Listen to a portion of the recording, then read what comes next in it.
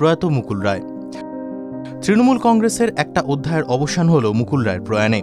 যখন কংগ্রেস ভেঙে তৃণমূল কংগ্রেস তৈরি হবে কিনা এই সংশয়ে অনেকেই মমতা বন্দ্যোপাধ্যায়ের সঙ্গ ছাড়ছিলেন, তখন দৃঢ়ভাবে দাঁড়িয়েছিলেন মুকুল রায়। দলের অগ্রগতির ক্ষেত্রে মুকুল রায়ের ভূমিকা অনস্বীকার্য ছিল। সাংগঠনিক ক্ষমতা অসাধারণ ছিল তাঁর। প্রতিটা বুথ স্তরের সমস্ত খবর তার নখদর্পণে ছিল। এতটাই দল অন্তঃপ্রাণ ছিলেন যে তৃণমূলের পার্টি অফিসেই সপরিবারে থাকতেন তিনি। দলের সেকেন্ড ইন কমান্ড ছিলেন মুকুল রায়। তবে এত কিছুর পরও কেন তৃণমূলের সঙ্গে দূরত্ব তৈরি হলো দলের প্রতিষ্ঠান সময়ের সদস্য মুকুল রায়ের? 2006 সালে জমি অধিগ্রহণ অভিযান, সিঙ্গুর নন্দীগ্রাম আন্দোলনের সময় মমতা বন্দ্যোপাধ্যায়ের ছায়াসঙ্গী ছিলেন মুকুল রায়। পরবর্তী সময়ে জাহাজমন্ত্রী, রেলমন্ত্রী হন।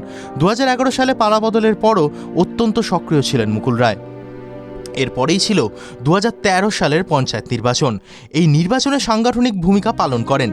ওই সময় 1.5 বছর ধরে মুকুল রায়ের নেতৃত্বে দলবদলের কর্মসূচি চলে। প্রায় প্রতিদিনই শরিক দলের নেতাকর্মীদের ভাঙিয়ে তৃণমূলে যোগদান করাতেন। বাংলার রাজনীতির সমীকরণে বদল আসে মুকুল রায়ের এই দলবদল কর্মসূচির দৌলতেই।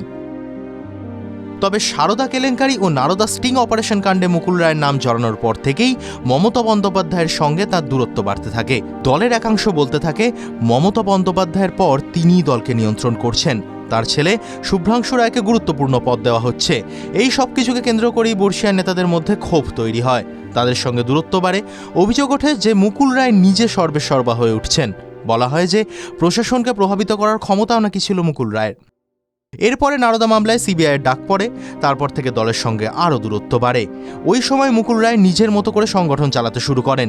নিজাম প্যালেসে লোকজন দেখা করতে শুরু করে। তারপরেই জল্পনা তৈরি হয় যে আলাদা একটি দল নাকি তিনি তৈরি করতে চলেছেন।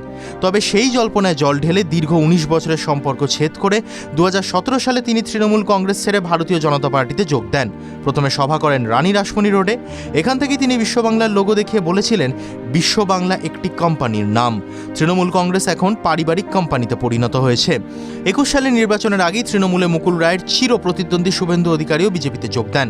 2021 সালে বিধানসভা নির্বাচনে মুকুল রায় বিজেপির টিকিটে কৃষ্ণনগর উত্তর বিধানসভা কেন্দ্র থেকে প্রার্থী হিসেবে ভোটে লড়েন এবং 35,089 ভোটের ব্যবধানে তৃণমূলের তারকা প্রার্থী কৌশানী মুখোপাধ্যায়কে হারিয়ে জয়লাভ করেন। তৃণমূলের মতো বঙ্গ বিজেপির ভিত গড়তেও বিশেষ ভূমিকা রেখেছিলেন মুকুল রায়। 2019 সালে লোকসভা নির্বাচনে 18টি আসন পায় বিজেপি। তবে বিজেপির সঙ্গে বেশি দিন থাকেননি মুকুল রায়। 2021 সালের 11 জুন তিনি বিজেপি ছেড়ে তৃণমূল কংগ্রেসে ফিরে আসেন। তবে আগের মতো ছিলেন না মুকুল রায়, শারীরিকভাবে এবং মানসিকভাবেও। তার স্ত্রীর প্রয়াণের পরই আচরণে অসঙ্গতি লক্ষ্য করা যায়। একাধিকবার অসংলগ্ন কথাবার্তা ধরা পড়ে ক্যামেরায়। কখনো তিনি বলেছিলেন যে যাহাই বিজেপি তাহাই তৃণমূল, কখনো আবার বলেছিলেন যে বিজেপি জিতবে। এদিকে তৃণমূল কংগ্রেসে যোগ দিলেও বিজেপির বিধায়ক পদ ছাড়েননি তিনি। এই নিয়ে তীব্র বিতর্কও শুরু হয়। আদালত পর্যন্ত জলও গড়ায়। কিন্তু মানবিকতার খাতিরেই মুকুল রায়ের বিধায়ক পদ রেখে দেওয়ার নির্দেশ দিয়েছিল supreme court. TV9 Bangla digital.